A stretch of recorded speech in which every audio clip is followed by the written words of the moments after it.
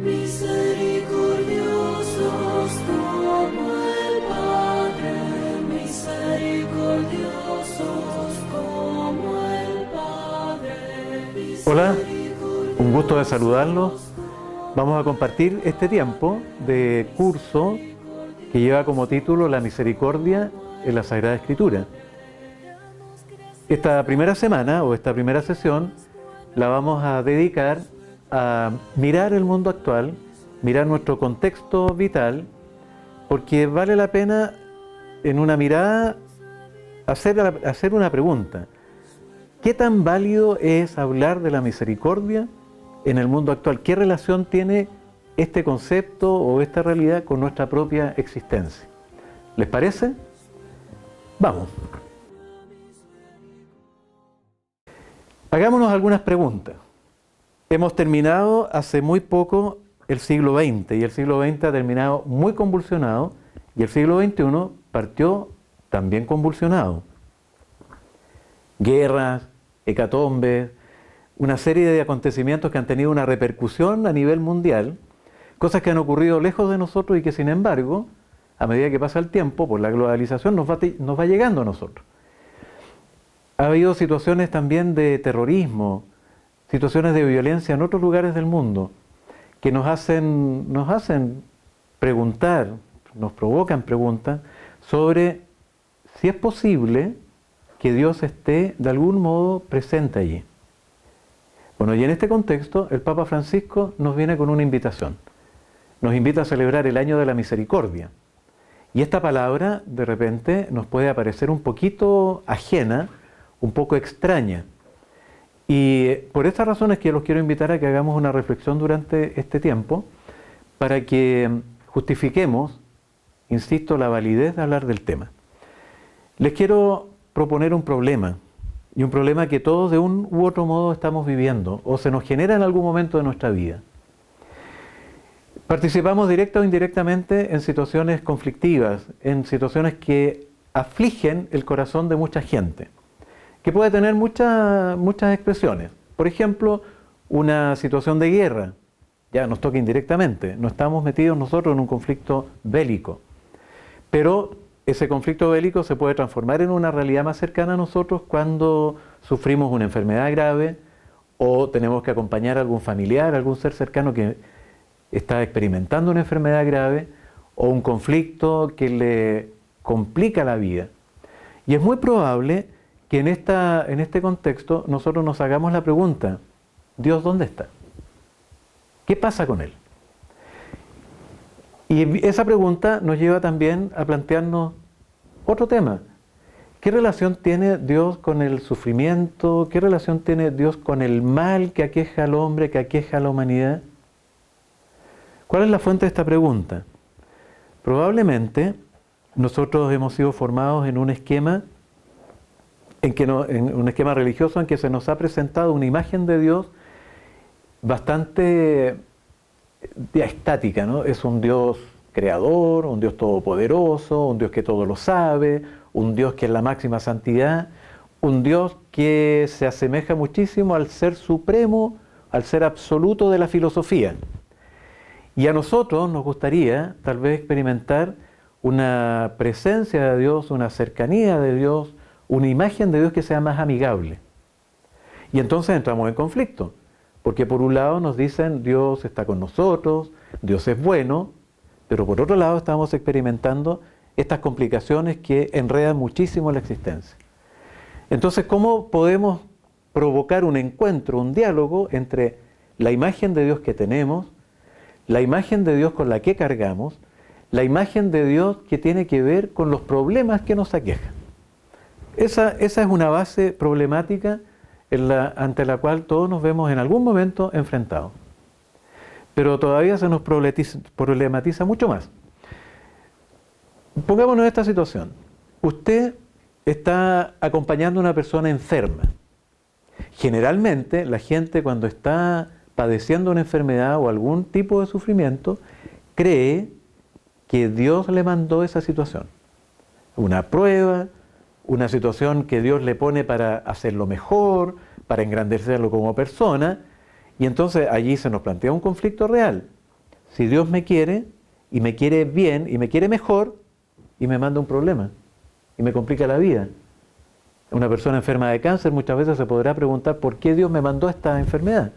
¿Por qué Dios me pone en esta prueba? Esa es una situación que se nos va repitiendo probablemente cada vez que nos encontramos con una persona o nosotros mismos en una situación de dolor, de sufrimiento. Y es una pregunta válida, y hay que hacerla, y hay que permitirse hacerla. Ahora el tema es cómo la podemos resolver. Usted se acerca a una persona religiosa, que usted sabe que es piadosa, que es buena gente, que va a la iglesia, que tiene alguna relación con el mundo creyente, y le cuenta, estoy enfermo, estoy sufriendo. A lo mejor esta persona le va a decir, confía en Dios, reza, ten fe. Y le está generando un nuevo conflicto, porque la persona cree que el estado en el que está es causado por Dios. Y usted va y le dice que confíe en Dios, o sea, confíe en aquel que lo tiene en esta situación. ¿Cómo cree usted que esa persona va a enfrentar esta realidad? Entonces yo le propongo, perdona que me ponga en primer lugar, pero le voy a proponer lo siguiente. Permita que esa persona alegue, exprese su malestar, exprese legítimamente también su duda frente a Dios, su conflicto con Dios, porque el conflicto es real.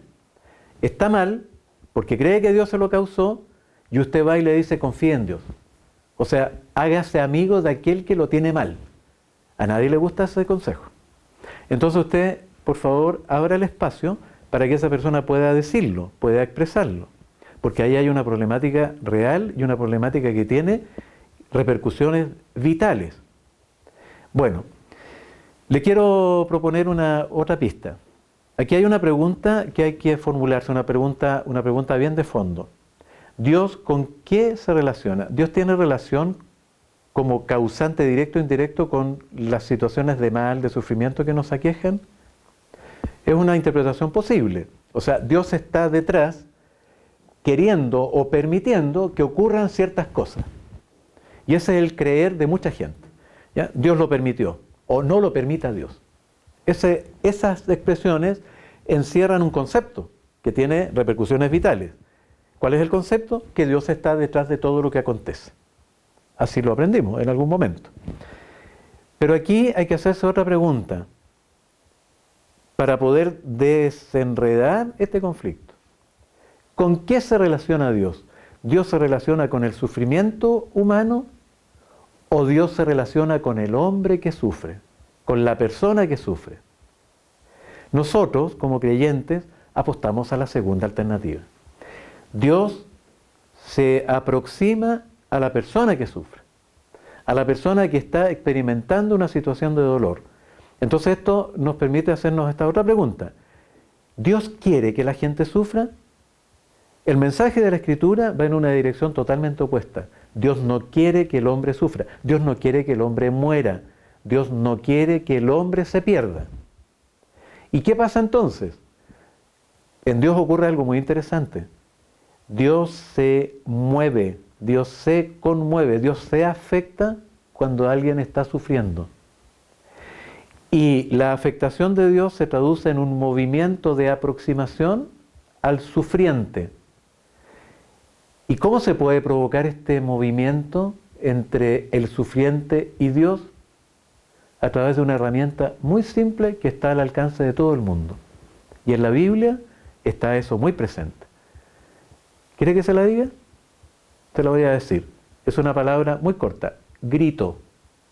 Grito y el verbo gritar. En la Escritura ocurre muchas veces este fenómeno.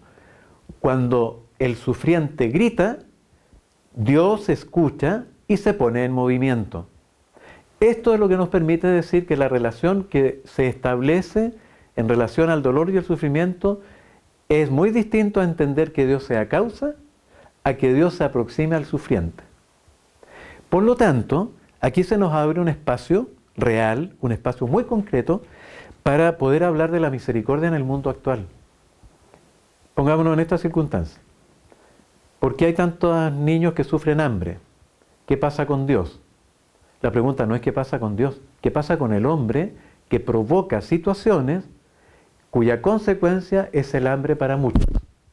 ¿Es Dios el culpable de eso? No, somos nosotros. Generamos estructuras, generamos conductas, generamos actitudes que finalmente significa dolor y sufrimiento para otros. La pregunta sería aquí, ¿y dónde está Dios? Dios no está detrás del hambre, está detrás del que sufre el hambre, está con el que sufre el hambre. Una pregunta que se hacían a mitad del siglo XX a propósito de las experiencias de campos de concentración de la Alemania nazi. ¿Dónde estaba Dios cuando estaban funcionando los hornos crematorios, las cámaras de gas? Y fíjese que un judío responde dando testimonio. Dios estaba con los que sufríamos.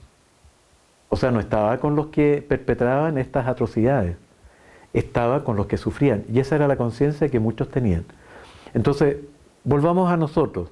¿Dónde está Dios cuando vemos tanto sufrimiento, tanto dolor, tanto mal en el mundo, tanta injusticia? La lista puede ser muy larga. ¿Dónde está Dios? Dios está con el que sufre.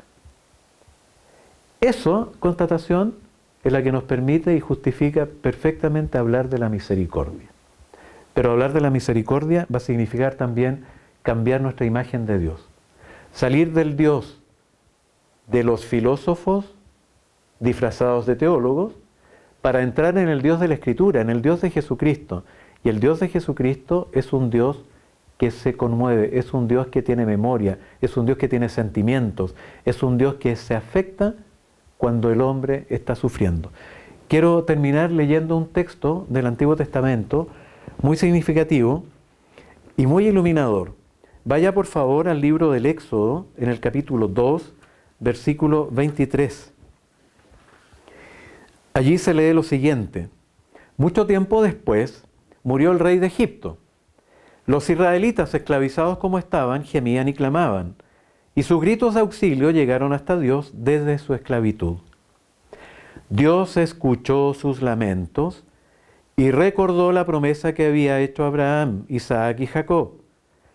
Y Dios se fijó en los israelitas y comprendió su situación. Este texto es muy significativo porque viene al final del capítulo 2 y los dos primeros capítulos del Éxodo se caracterizan porque Dios está absolutamente ausente.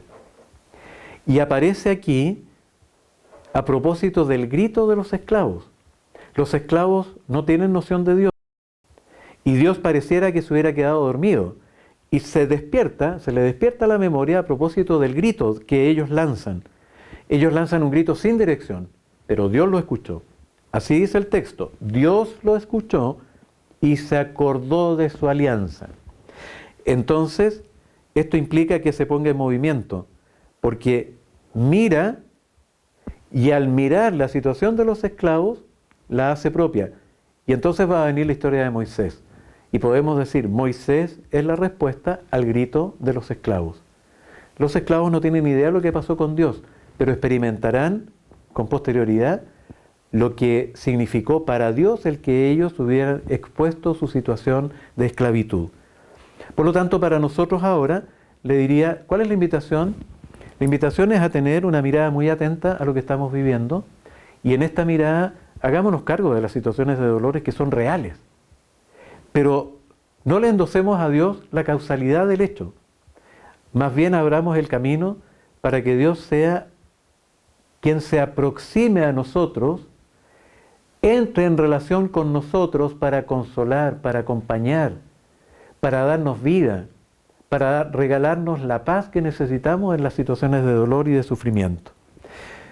En esta semana les quiero también invitar a hacer un doble trabajo. Por un lado, van a encontrar en la plataforma del curso algún material para profundizar en estas ideas. Está el texto que corresponde a nuestra primera semana, unas palabras del Papa Francisco tomadas de la bula Misericordia Vultus, o sea, el rostro de misericordia, con la que se abrió el año santo de la misericordia, y también la invitación a hacer un ejercicio de Lectio Divina. Y la Lectio Divina, que durante esta semana, el ejercicio de trabajo que vamos a hacer esta semana, será leyendo el Salmo 136. ¿Para qué? Para que nosotros podamos hacer un recorrido por la historia y por nuestra propia historia desde una clave de lectura muy importante. En el Salmo 136 van a encontrar ustedes una frase que se va repitiendo permanentemente, porque es eterna su misericordia. En todas las circunstancias de la existencia, en todas las circunstancias de la historia de Israel, la conclusión siempre es la misma, es eterna su misericordia. Es una experiencia que podemos también realizar en nuestra propia vida, una constatación. En medio de tantas situaciones, sin embargo, su misericordia es eterna. ¿Por qué? Porque ha estado con nosotros, lo hemos experimentado cercano. Muchas gracias, nos volvemos a encontrar la próxima semana.